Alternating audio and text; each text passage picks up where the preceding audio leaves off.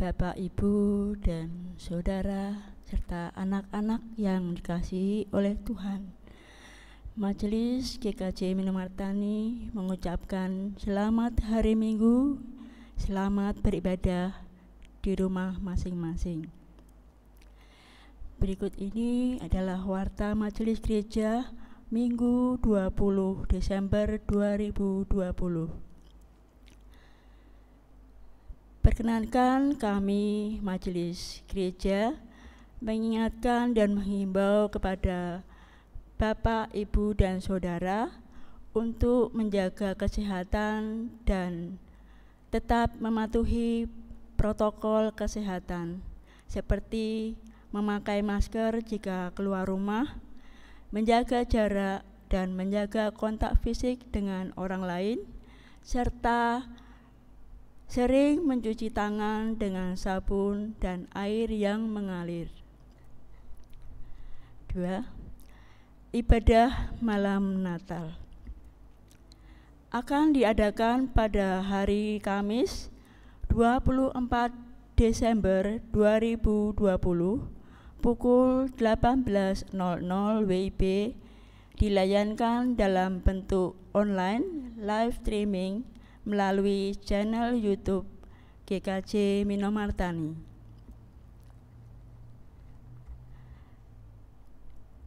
Ibadah Natal akan diadakan pada hari Jumat 25 Desember 2020 pukul 08.00 WIB, dilayankan dalam bentuk online live streaming melalui channel YouTube GKJ Minomartani.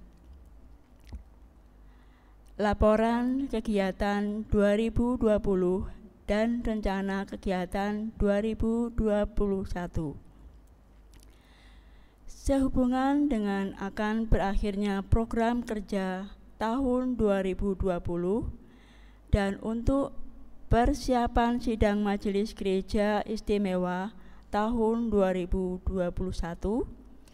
maka Majelis Gereja mengharapkan agar semua komisi, kelompok kegiatan di lingkungan GKJ Minomartani untuk segera menyampaikan, mempersiapkan laporan kegiatan 2020 dan rencana kerja 2021. Purna tugas Bapak Suprihantono. Diberitahukan kepada Bapak, Ibu, dan Saudara warga jemaat GKJ Minomartani bahwa dalam ibadah Minggu 3 Januari 2021 pukul 08.00 WIB akan dilayankan pelepasan Bapak Suprihantono yang telah purna tugas atau pensiun sebagai koster atau prakarya di GKJ Minomartani. Untuk informasi kemajelisan, persembahan dan lainnya dapat dibaca dalam buletin warta gereja. Yang melayani khotbah dalam ibadah minggu ini adalah Ibu Nugraheni Siwi Rumanti. Demikian beberapa hal yang kami sampaikan. Atas perhatian Bapak, Ibu, dan Saudara, kami ucapkan terima kasih.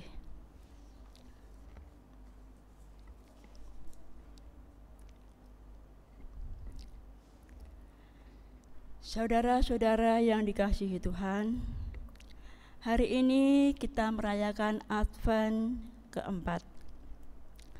Marilah kita masuk dalam ibadah saat ini dan dengan hati yang sungguh kita menyambut rahmat Tuhan. Jemaat, kami undang bangkit berdiri. Kita bernyanyi dari PKJ 60 bait 1 dan 2.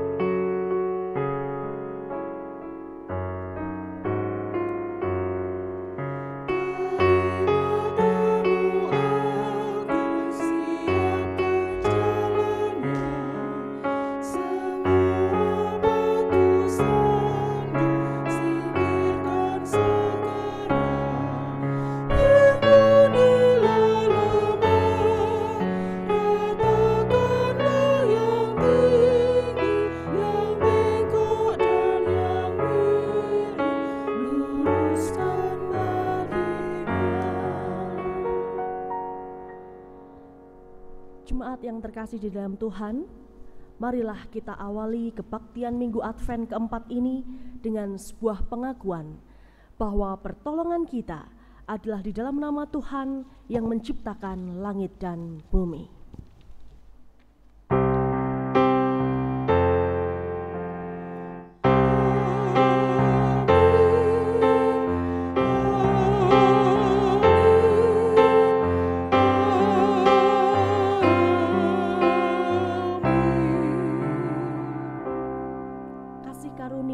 Dan damai sejahtera dari Tuhan Yesus Kristus kiranya ada pada kita sekalian.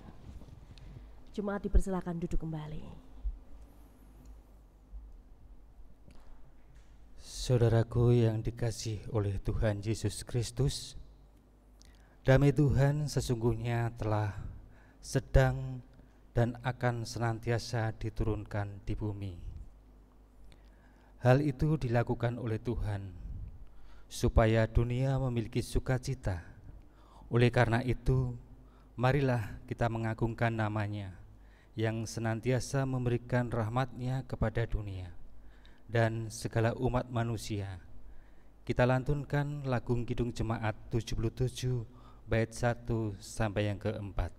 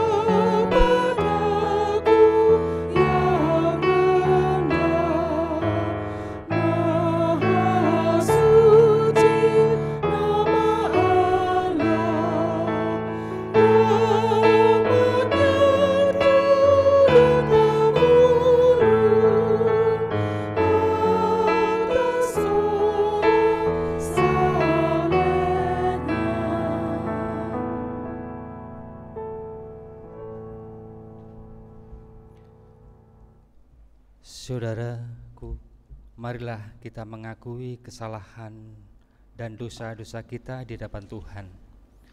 Oleh karena itu, baiklah kita mengambil waktu teduh sejenak.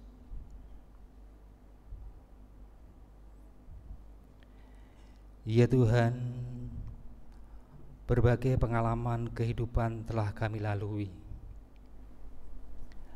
Kami merasakan bahwa ketika kami berhadapan dengan kepeterukan, kegagalan, dan kehancuran, kami menjadi tidak berdaya.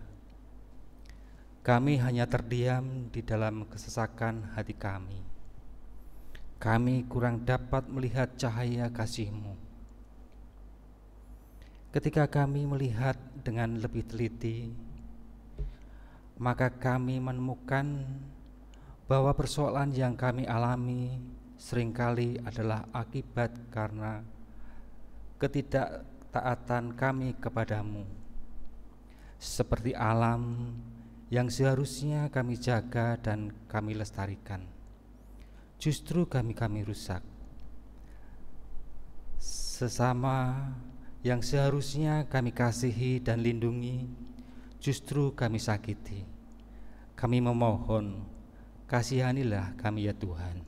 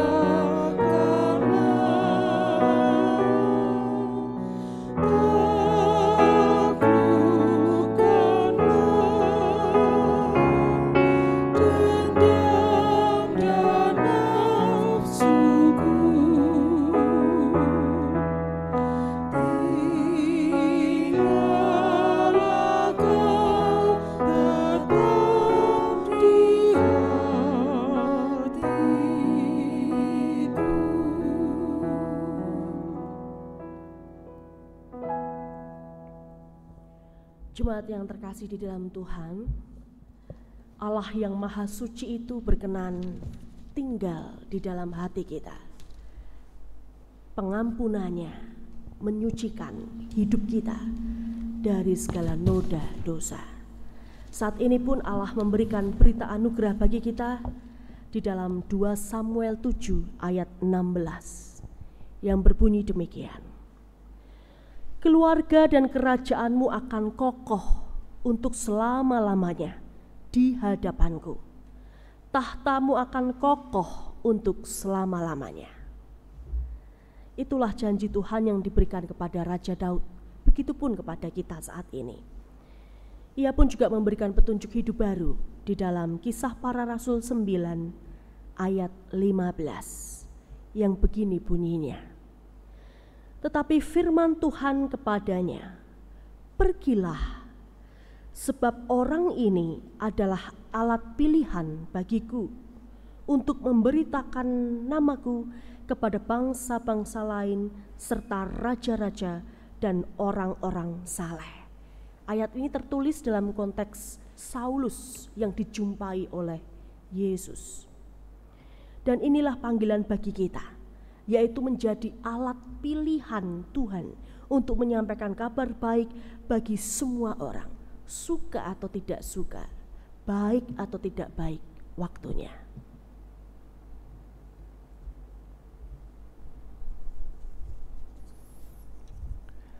Saudara-saudara yang terkasih, marilah kita tanggapi berita anugerah dan petunjuk hidup baru melalui pujian pelengkap Kidung Jemaat 60 bait yang ketiga dan keempat.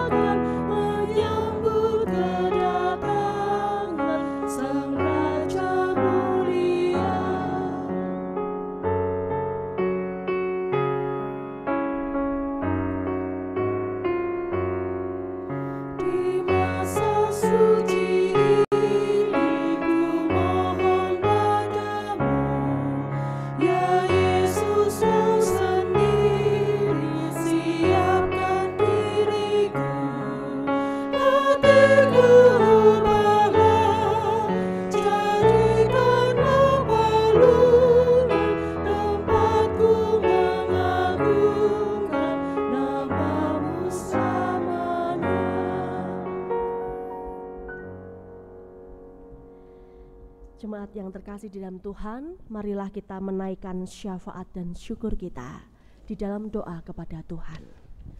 Mari kita berdoa.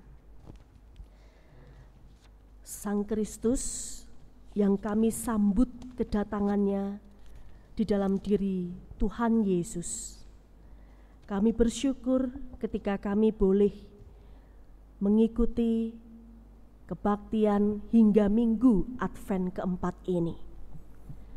Kami bersyukur karena mulai dari minggu Advent pertama hingga keempat ini, kami boleh merasakan bahwa Engkau sungguh hadir dalam kehidupan kami. Biarlah kami juga boleh menikmati kehadiran-Mu itu di dalam kehidupan kami. Beberapa hari lagi kami akan menyongsong Natal ya Tuhan. Dan masih tetap sama di tengah suasana pandemi, bahkan di tengah kabar yang kurang mengenakan karena begitu banyak korban yang bertambah. Tuhan, tak lain hanya Engkaulah pengharapan kami satu-satunya. Ketika kami nanti menyambut Natal, merayakan Natal, biarlah kami tetap boleh merasakan kedamaian di hati kami. Karena Tuhan sendiri yang hadir juga dalam setiap peribadahan yang kami ikuti nanti. Sehingga kami tetap merasakan sentuhan kasih Tuhan di masa-masa sulit ini. Kami berdoa ya Tuhan, kami mengingat saudara-saudara kami yang terbaring sakit, mereka yang di rumah sakit maupun yang dirawat di rumah saja. Mereka adalah saudara-saudara kami yang sangat membutuhkan pertolongan kasih Tuhan. Kiranya Tuhan sendiri yang tetap menolong saudara-saudara kami ini. Kami percaya bahwa Engkau adalah Allah yang turut menderita di dalam setiap sakit penyakit yang mereka rasakan. Maka ya Allah, sekalipun mereka memiliki kelemahan tubuh, tapi jangan pernah biarkan mereka memiliki kelemahan iman. Biarlah di hati mereka tetap ada pengharapan kepada Tuhan dan juga sukacita untuk terus menyaksikan kebaikan Tuhan di dalam kehidupan saudara-saudara kami ini. Kami menyerahkan semua saudaranya, sanak famili yang merawatnya. Kiranya Tuhan memberikan kesabaran, kekuatan, dan juga kesehatan di dalam merawat, menemani saudaranya yang sakit. Sehingga melalui mereka pun, mereka boleh menularkan semangat dan sukacita untuk saudaranya yang sakit. Kami juga mengingat ya Tuhan, untuk pergumulan kehidupan kami, keluarga kami, pasangan hidup kami, pekerjaan kami, anak-anak kami yang masih kecil, masih membutuhkan perawatan, bahkan juga anak-anak kami yang harus bersekolah dengan virtual. Tuhan, situasi ini mungkin sangat tidak mengenakan bagi sebagian besar dari kami, karena kami kurang terbiasa, sekalipun sudah di penghujung akhir tahun ini. Tetapi ya Tuhan, tolonglah kami ketika kami harus menjalani hari-hari kami. Mampukan kami harus menjalaninya dengan sepenuh hati kami, dengan tetap bersyukur kepadamu, karena kami percaya ada rencana yang indah yang Tuhan persiapkan bagi kami semua di masa-masa sulit ini. Kami tetap harus berjuang, kami tetap harus melakukan banyak hal yang baik dan bahkan terbaik untuk kemuliaan nama-Mu. Maka ya Tuhan, hadirlah di tengah pergumulan hidup kami, rengkuhlah kami, rangkullah kami, sehingga kami tetap merasakan kehangatan kasih-Mu di dalam kehidupan kami.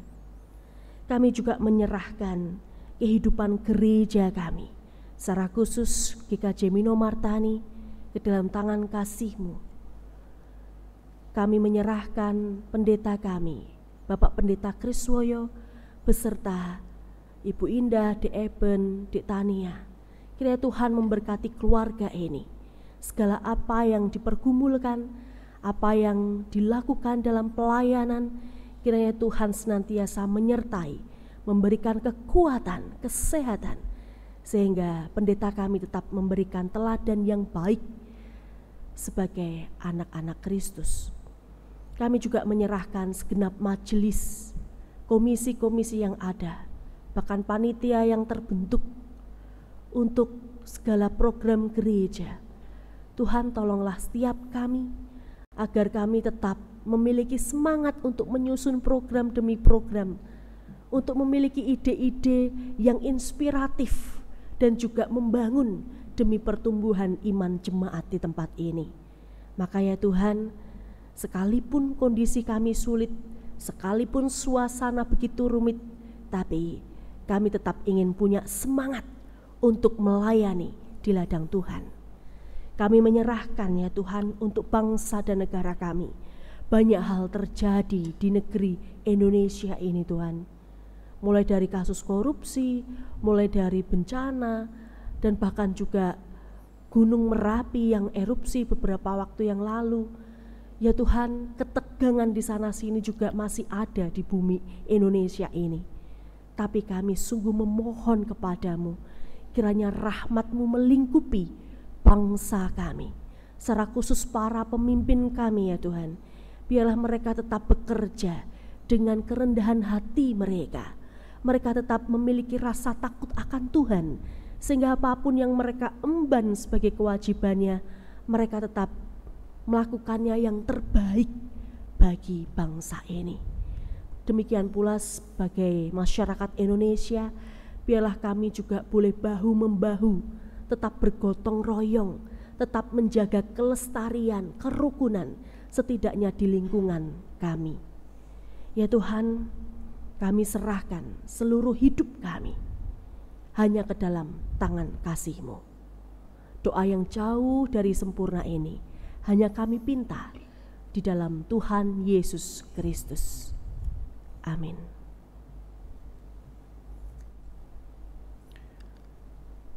Saudara-saudara yang terkasih, marilah kita mempersembahkan syukur kita kepada Tuhan dengan mengingat firman dalam 2 Korintus 8 ayat yang ke-7 yang demikian. Maka sekarang sama seperti kamu kaya dalam segala sesuatu, dalam iman, dalam perkataan, dalam pengetahuan, dalam kesungguhan untuk membantu, dan dalam kasih-Mu terhadap kami. Demikianlah juga hendaknya kamu kaya dalam pelayanan kasih ini. Bersamaan dengan pengumpulan persembahan, marilah kita bernyanyi dari Kidung Jemaat 393 ayat yang 1 dan 3.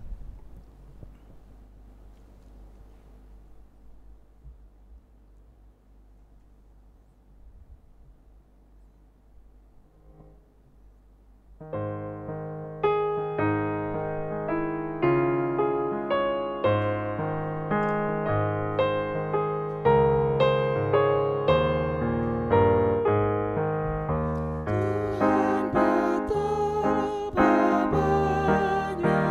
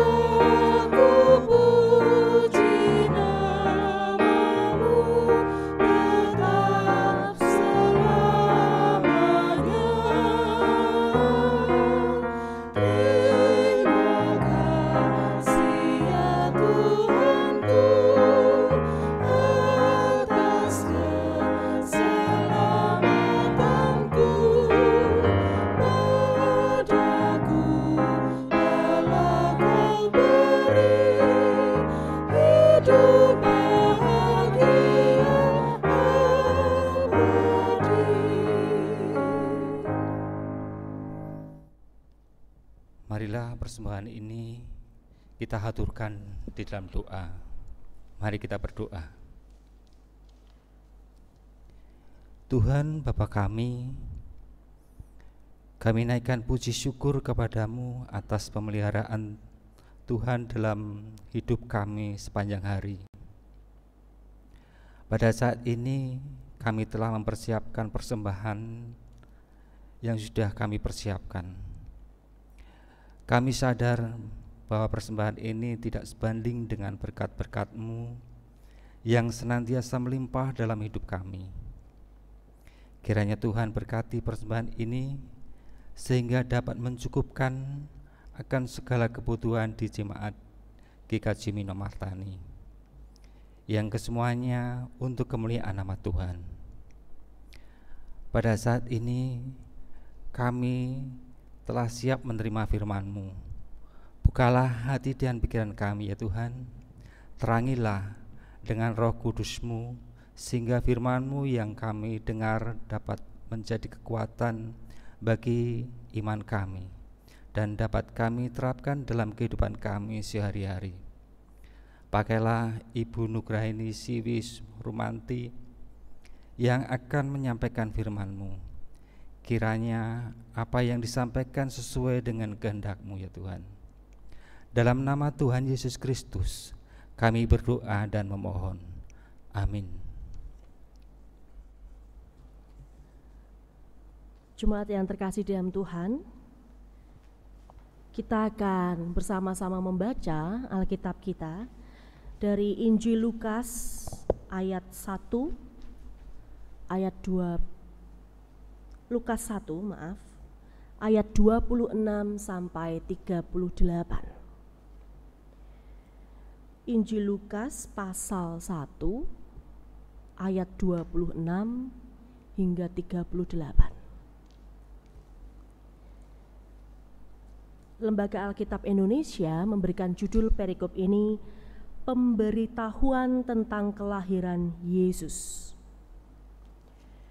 Dalam bulan yang ke-6, Allah menyuruh malaikat Gabriel pergi ke sebuah kota di Galilea bernama Nazaret, kepada seorang perawan yang bertunangan dengan seorang bernama Yusuf dari keluarga Daud. Nama perawan itu Maria. Ketika malaikat itu masuk ke rumah Maria, ia berkata, "Salam, hai engkau yang dikaruniai, Tuhan menyertai engkau."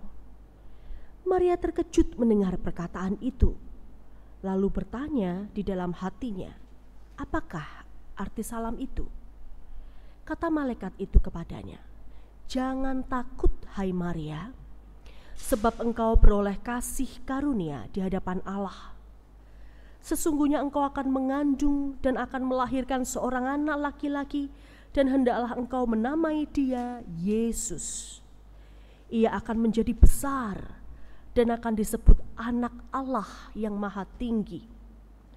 Dan Tuhan Allah akan mengaruniakan kepadanya tahta Daud, bapa leluhurnya, dan ia akan menjadi raja atas kaum keturunan Yakub sampai selama-lamanya, dan kerajaannya tidak akan berkesudahan." Kata Maria kepada malaikat itu, "Bagaimana hal itu mungkin terjadi? Karena aku belum bersuami." Jawab malaikat itu kepadanya, "Roh Kudus akan turun atasmu, dan kuasa Allah yang Maha Tinggi akan menaungi engkau. Sebab itu anak yang akan kau lahirkan itu akan disebut kudus, Anak Allah.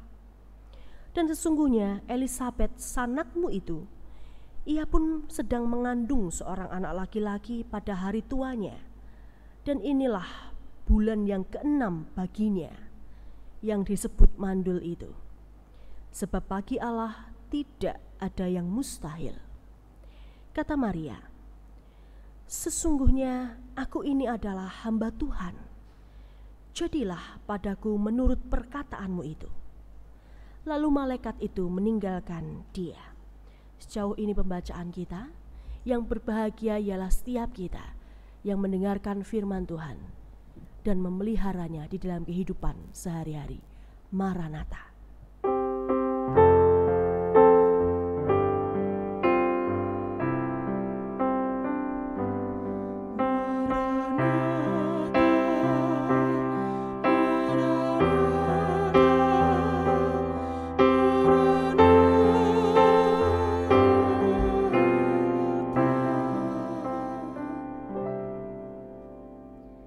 Jemaat yang terkasih di dalam Tuhan, saya akan menceritakan kisah dua orang yang unik bagi saya.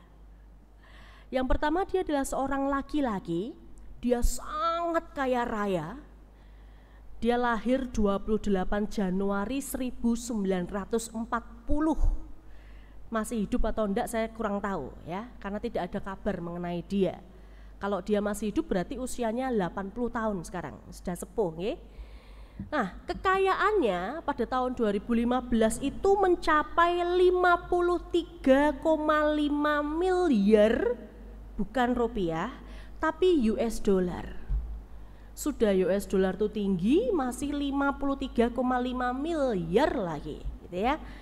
Jadi kalau dihitung, dirupiahkan tuh bisa triliunan, 500 triliun lebih gitu ya.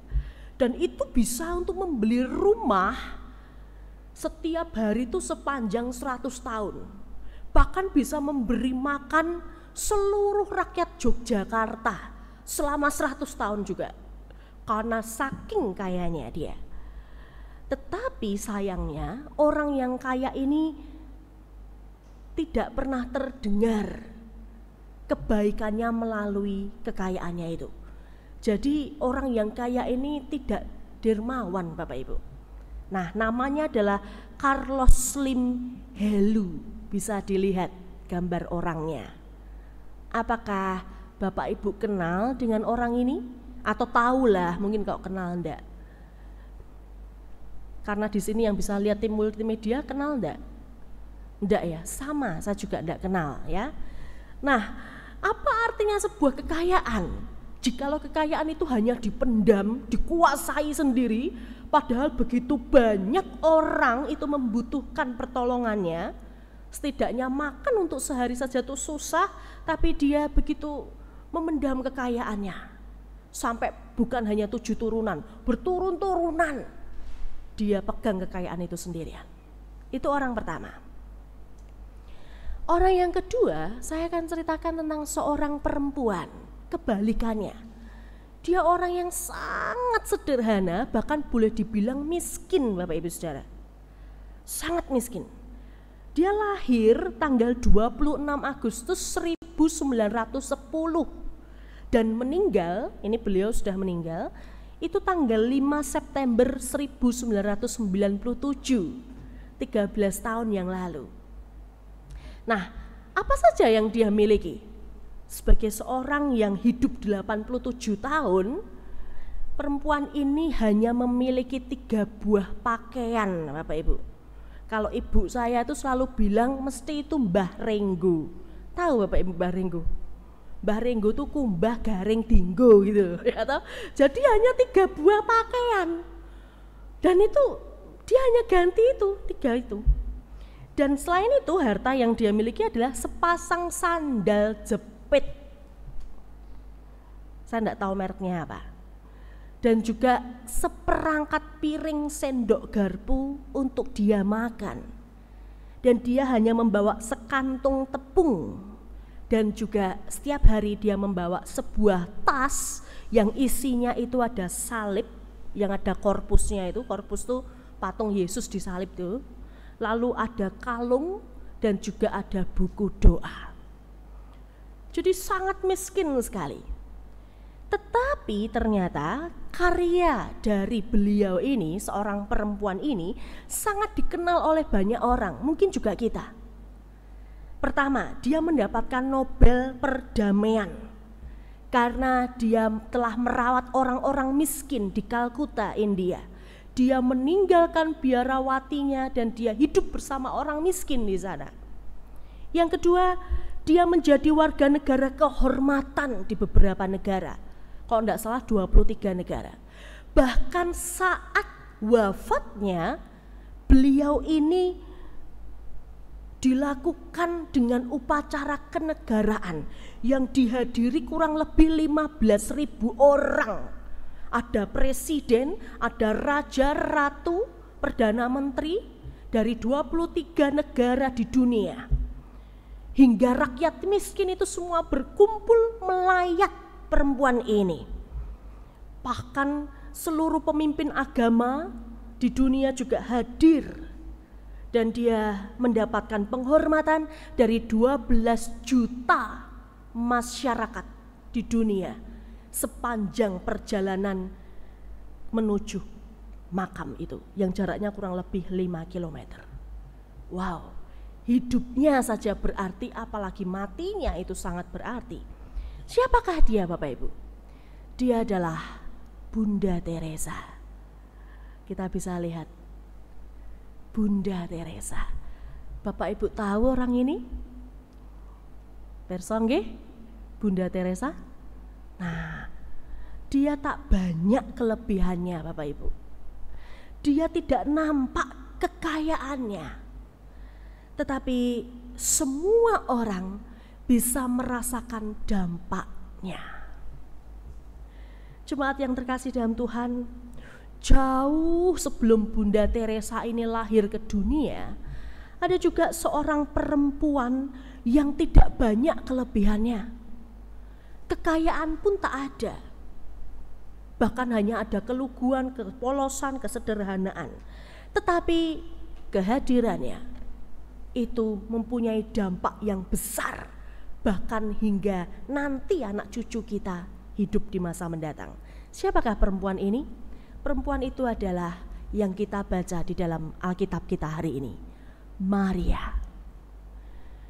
Maria adalah salah satu tokoh yang muncul di dalam catatan sejarah keselamatan manusia di dunia ini. Dia berasal dari Nazaret Bapak Ibu. Itu kota kecil di Provinsi Galilea. Dan pada waktu itu kota Nazaret itu dikenal kurang baik gitu ya. Karena apa? Karena secara ekonomi rata-rata penduduknya itu menengah ke bawah gitu. Jadi cenderung secara ekonomi itu miskin gitu. Selain itu rata-rata juga mereka kurang pendidikannya, kurang terpelajar.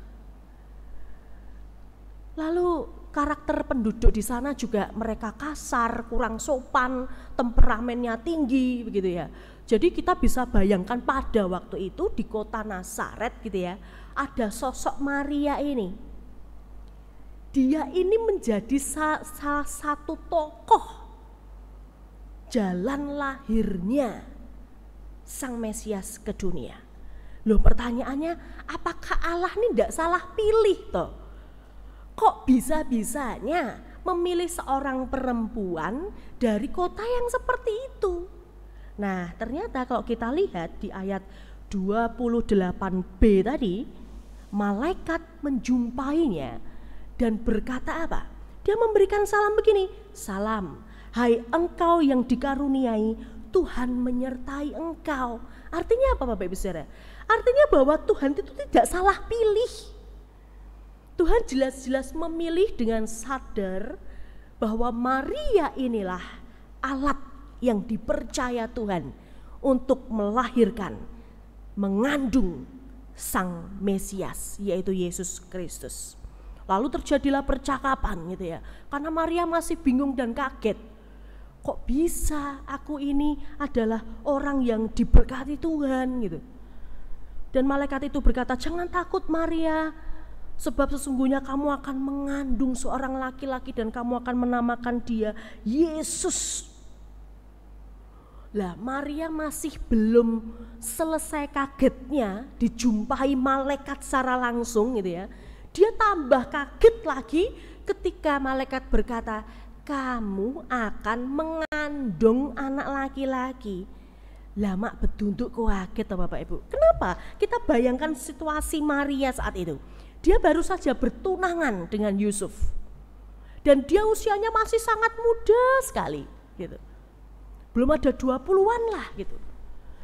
Dia masih perawan ting-ting Bapak Ibu. Dan tiba-tiba malaikat bilang kamu akan hamil. Lah apa pikirannya itu ndak langsung kacau gitu ya. Waduh, hamil kok bisa? Makanya dia bertanya di dalam hatinya, bagaimana hal itu mungkin terjadi? Karena aku belum bersuami. Dia ndak berani ngomong Bapak Ibu. Natap malaikat saja dia ndak berani. Makanya dia ngomong dalam hatinya, kok iso ya? Ora piye? Begitu orang Jawa bilang gitu ya. Piye toh iki? Begitu. Tetapi dia juga mungkin berpikir bahwa kalau nanti aku hamil, satu, tunanganku gimana? Kalau aku diputus tunanganku gimana? Wong aku hamil ya. Dua, nanti kalau orang-orang tahu gimana? Masa aku mau bilang ini anak dari Tuhan Yesus, anak dari Tuhan Allah, jadi anak Roh Kudus. Lah masa ada orang yang percaya? Enggak mungkin toh. Yang terjadi adalah tradisi Yahudi pada waktu itu masih melekat bahwa kalau ada perempuan yang hamil di luar nikah, maka mereka akan diadili, disidang, dikumpulkan oleh orang banyak, dipermalukan. Setelah itu dia akan dilempar dengan batu, dirajam batu, gitu. Dan itu sangat menyakitkan Bapak Ibu. Sehingga kalau kita bisa lihat gambaran Maria ini diberi berita gitu ya, berita kesukaan bagi kita, tetapi bisa jadi itu menjadi berita yang menyakitkan bagi Maria. Karena dia harus menanggung dalam tanda kutip penderitaan ini. Dia merasa mungkin aku sendirian karena aku yang mengandung ya. Perempuan lain enggak, cuma aku. Tetapi kekhawatiran dan ketakutan Maria itu ternyata dilegakan oleh malaikat. Malaikat berkata, jangan takut sebab Roh Kudus akan turun di atasmu. Allah akan menaungi engkau sebab anak yang kau lahirkan itu kudus, anak Allah. Dia akan menjadi besar.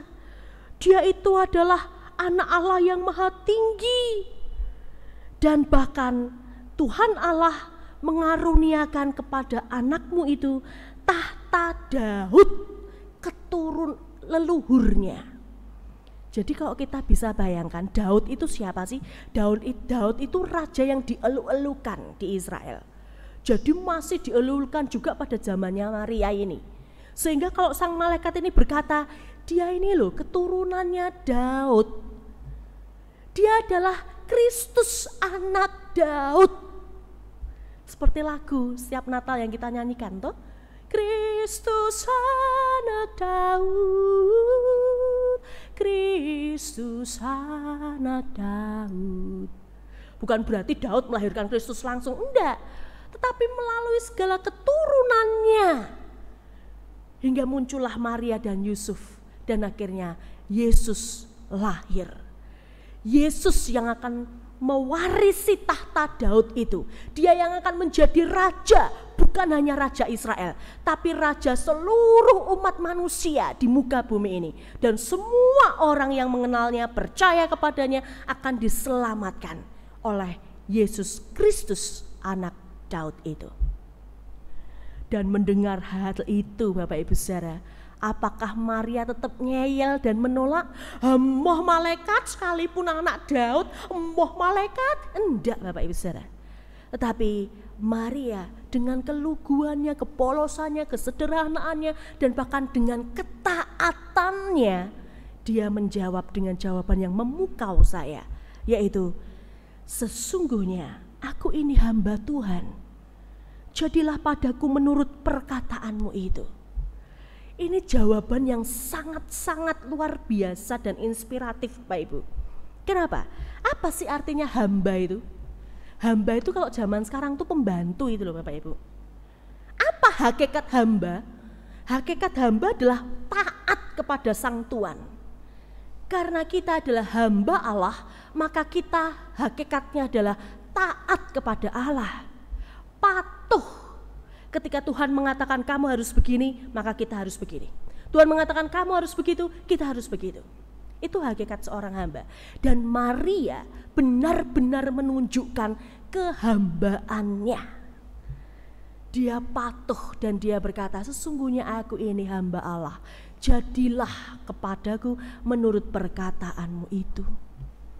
Di sini ada sebuah makna bahwa dia tidak sendirian.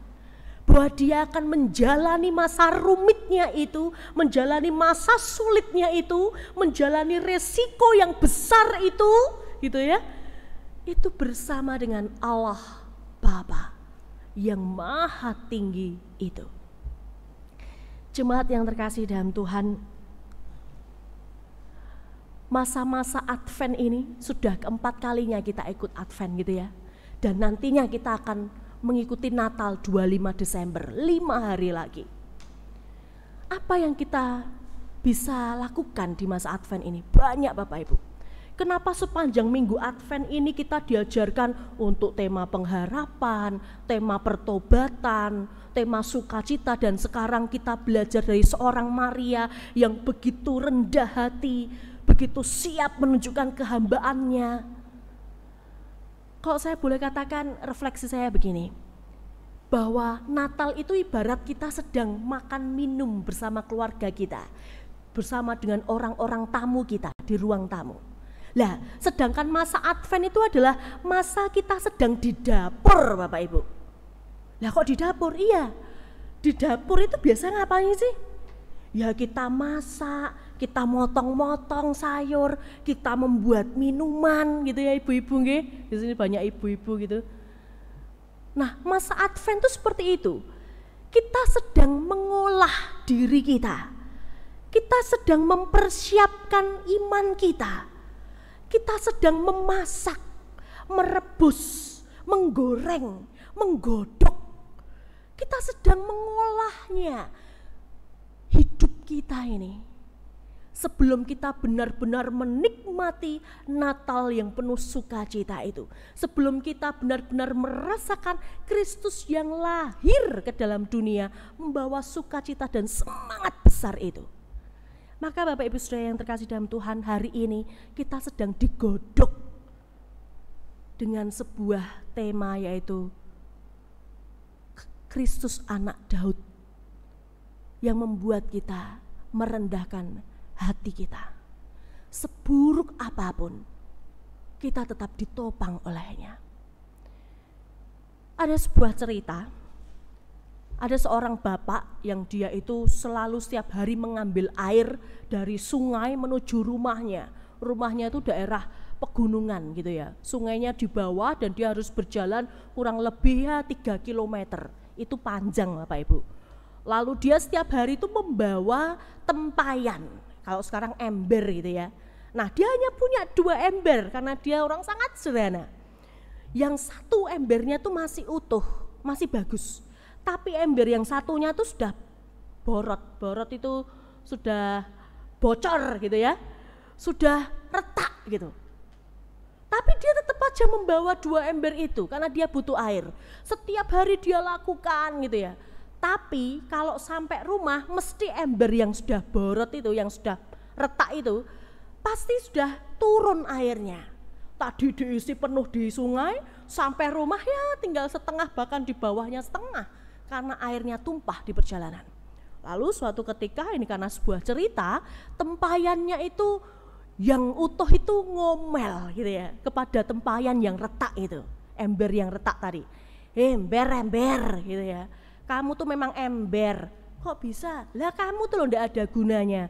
Kayak aku ini loh masih utuh, airku ini loh yang aku tampung itu loh masih bisa dipakai di rumah. Lah kamu buat apa? Kamu ndak ada gunanya.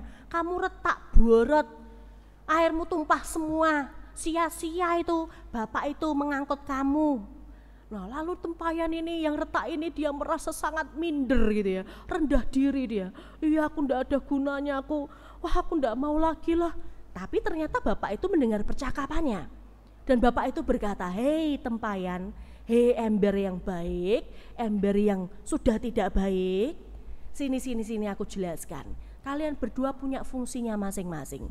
Terutama kamu, hei ember yang retak. Bagaimana aku bisa dapat fungsi dan bisa menolongmu? Begini, yuk tak ajak. Mereka diajak ke bawah, diajak ambil air lagi, terus setelah itu ditunjukkan, nih lihat, di bawahmu ini, hei ember yang bocor. Kenapa Pak? Di bawahmu ini kan tumbuh toh, banyak bunga-bunga yang indah. Oh iya, indah banget lah ya. Di sebelah sana nggak ada. Lu kok bisa Pak? Kok bisa nggak ada tumbuhannya? Yang ember bagus ini ngomel gitu ya. Si ember ini, yang ember retak ini dia bingung, kok bisa ya Pak? Padahal Bapak kan nggak numbuhin tanaman toh. Lalu Bapak itu berkata, oh enggak, ini semua karena kamu, karena air yang tertumpah di jalan ini loh. Sehingga air ini memberikan kesegaran pada tanaman-tanaman yang tumbuh dan mereka pun akhirnya berbuah dengan indah. Jadi seburuk apapun di mata orang, kita tetap akan bisa berdampak kok, walaupun itu hanya kecil bagi sekitar kita. Sebagaimana Sang Bapa memakai Sang Maria ini. Maria yang dia itu siapa sih?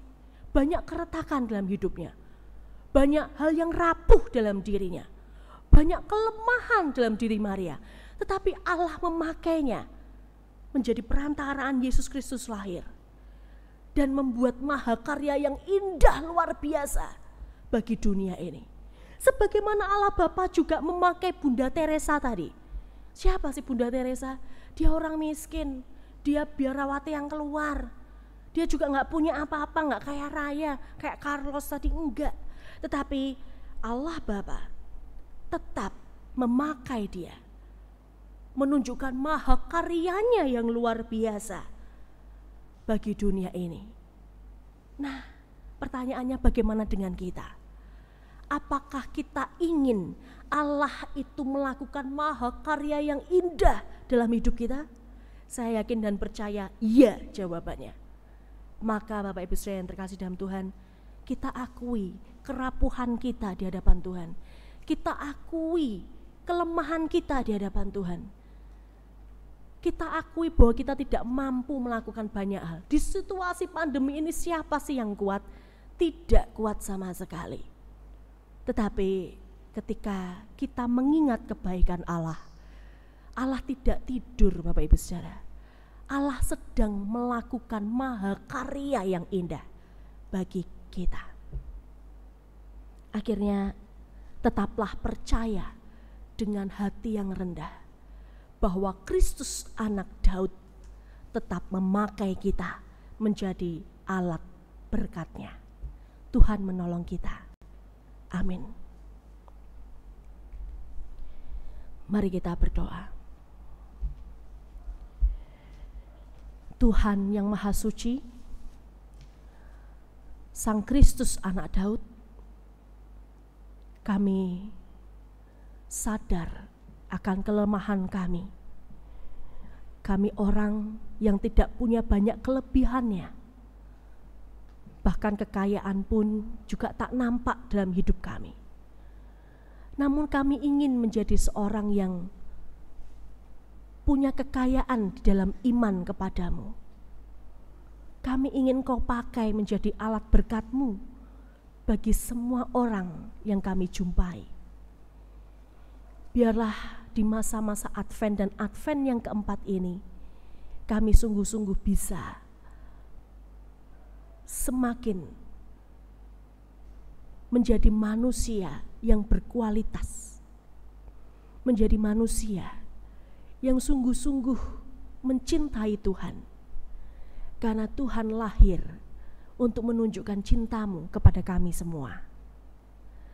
Terima kasih ya Tuhan, kami menyerahkan hidup kami, waktu kami ke dalam tangan kasih-Mu. Di dalam Tuhan Yesus Kristus kami menaikkan syukur kami. Amin.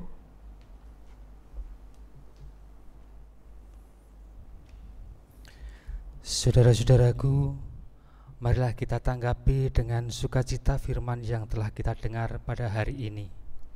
Dan biarlah hati kita menjadi tempat yang subur untuk tumbuhnya firman Tuhan.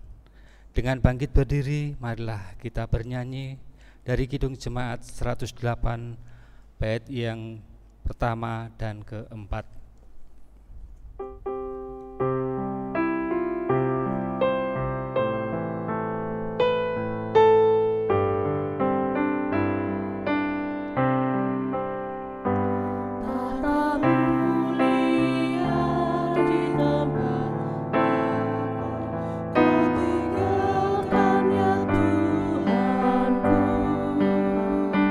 Tapi tiada tempat yang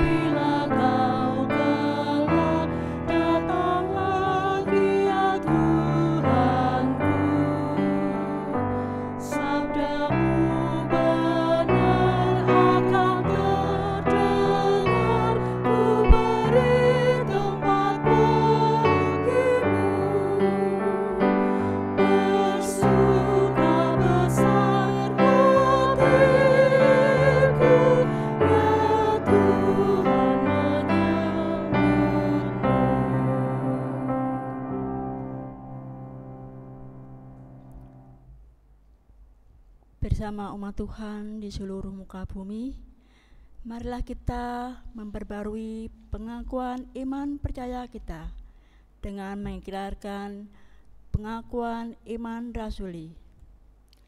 Aku percaya kepada Allah Bapa yang Maha Kuasa, Khalik langit dan bumi, dan kepada Yesus Kristus, Anaknya yang tunggal Tuhan kita, yang dikandung dari Roh Kudus, lahir dari anak darah Maria, yang menderita di bawah pemerintahan Pontius Pilatus, disalibkan, mati dan dikuburkan, turun ke dalam kerajaan maut. Pada hari yang ketiga, bangkit pula dari antara orang mati, naik ke surga, duduk di sebelah kanan Allah Bapa yang Maha Kuasa, dan akan datang dari sana untuk menghakimi orang yang hidup dan yang mati. Aku percaya kepada Roh Kudus, gereja yang kudus dan am, persekutuan orang kudus, pengampunan dosa, kebangkitan daging, dan hidup yang kekal.